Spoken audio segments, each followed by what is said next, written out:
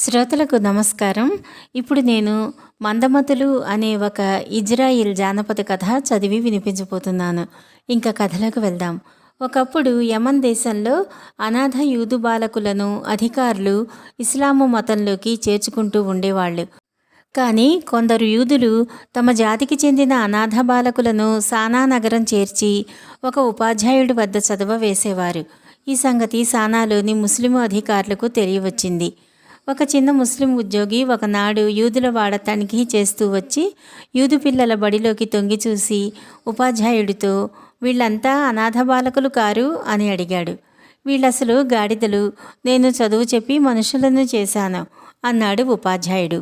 పిల్లలు ఉపాధ్యాయుడిని బలపరచటానికి గాడిదలల్లే పెద్దగా వాండ్ర పెట్టసాగారు. ముస్లిముకు ఉపాధ్యాయుడు మాటలో గురి కుదిరింది. నా దగ్గర ఒక ఒంటికన్ను గాడిద ఉన్నది, దాన్ని నీ దగ్గర చదివేస్తాను, అది మనిషి కావటానికి ఎంతకాలం పడుతుంది అని అతను అడిగాడు. 3 ఏళ్ళు పట్టవచ్చు అన్నాడు ఉపాధ్యాయుడు. ఇంతే కదా, నేను 3 ఏళ్ళు ఆగగలను. సంగతేమంటే నా భార్య పిల్లల కోసం వాచిపోయి ఉన్నది. మా గాడిదను నువ్వు మనిషిని చేశావంటే కొడుకులాగా పెంచుకుంటాం అన్నాడు ముస్లిము. అతను మర్నాడు ఉదయమే తన ఒంటికన్ను గాడిదను తెచ్చి ఉపాధ్యాయుడికి అప్పగించాడు. ఉపాధ్యాయుడు అతనితో, ఒక మాట గుర్తుంచుకో, ఈ విషయం ఎవరికీ చెప్పకు. నువ్వు నీ కొడుకును చూడటానికి పొరపాటును కూడా రాకు. 3 ఏళ్ళయ్యాక వచ్చి మీ వాణ్ణి పట్టుకుపో అని చెప్పాడు.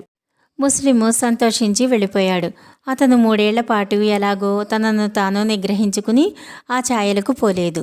3 ఏళ్ళు పూర్తి కాగానే, ఏడీ మా వాడేడి అంటూ ఉపాధ్యాయుడి దగ్గరికి ఆదరా బాదరా పరిగెత్తుకు వచ్చాడు ముస్లిము.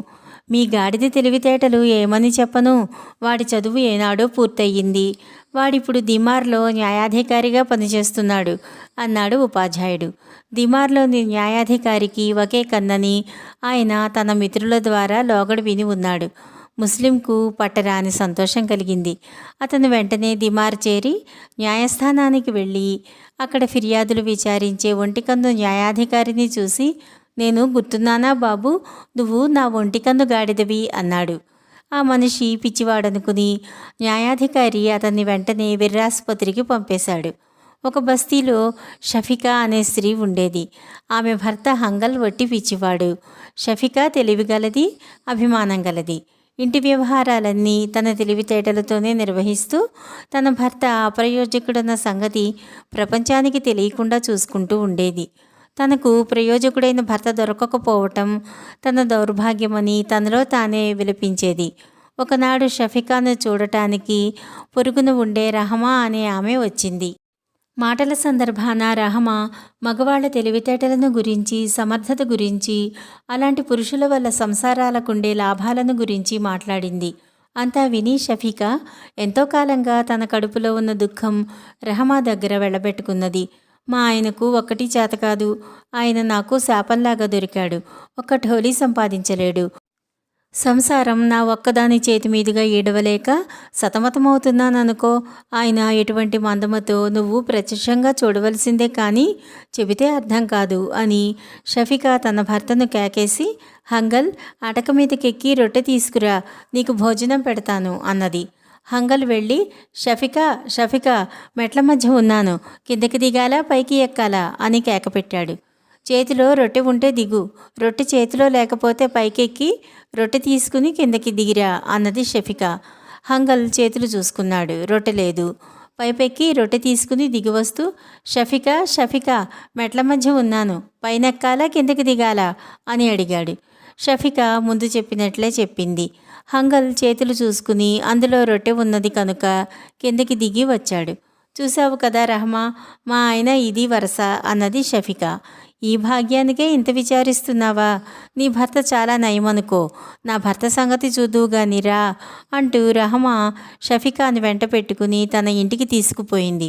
ఇంటి దగ్గర ఆమె తన భర్త అయిన షిమోనుకు ఒక జాడీలో నీళ్లు పోసి ఇచ్చి, ఈ గోధుమలను మరపట్టించుకురా అన్నది. షిమోను నీళ్ల జాడీని పిండి మరకు తీసుకుపోయి మరవాడితో, ఈ గోధుమలు పిండి పట్టు అంటూ ఇచ్చాడు. షిమోన్ పిచ్చివాడని గ్రహించి, చేతి నిండా పని ఉన్నది, నువ్వు వెళ్ళి ఆ నిద్రపోయేవాడి పక్కన పడుకో, పిండి పట్టాక లేపుతాను అన్నాడు మరవాడు. అక్కడ ఒక విదేశీయుడు నిద్రపోతూ ఉంటే షిమోన్ వాడి పక్కన పడుకుని నిద్రపోయాడు. నిద్రలో ఉండగా మర యజమాని షిమోన్ గడ్డం కత్తిరించి విదేశీయుడి టోపీ షిమోను నెత్తిన పెట్టి అతన్ని నిద్రలేపి జాడీ ఇచ్చి, నీ గోధుమలు పిండి పట్టాను, ఇక ఇంటికి వెళ్ళు అన్నాడు. షిమోన్ ఇంటికి రాగానే అతని అవతారం చూసి రహమా కానీ షఫికా కానీ గుర్తుపట్టలేదు. ఎవరు నువ్వు, ఎక్కడి నుంచి వస్తున్నావు అని రహమా అతన్ని అడిగింది. మీ ఇద్దరిలో ఎవరో ఒకరికి మొగుడిని, మీలో నా పెళ్ళం ఎవరైనది సరిగా గుర్తు రావటం లేదు అన్నాడు షిమోన్. మేము నిన్నెరకం అంటూ రహమా అతనికి ఒక అద్దం ఇచ్చింది. షిమోన్ అందులో తన మొహం చూసుకుని, ఆ మర ఆడించే గాడిద నన్ను లేపి పిండి ఇవ్వటానికి బదులు ఆ విదేశీయుణ్ణి లేపి వాడికిచ్చాడు. నేను ఇంకా అక్కడే పడుకుని నిద్రపోతున్నానులాగుంది. ఇప్పుడే వెళ్ళి నన్ను లేపమని మర ఆడించే ఆ గాడిదతో చెబుతాను అంటూ వెళ్ళిపోయాడు. తన మొగుడే అనుకుంటే రహమా మొగుడు అంతకంటే కూడా వెర్రివాడని షఫికా తెలుసుకున్నది. ఈ కథ ఇంతటితో సమాప్తం. మళ్ళీ మరొక చక్కటి కథతోటి కలుసుకుందాం. నమస్కారం.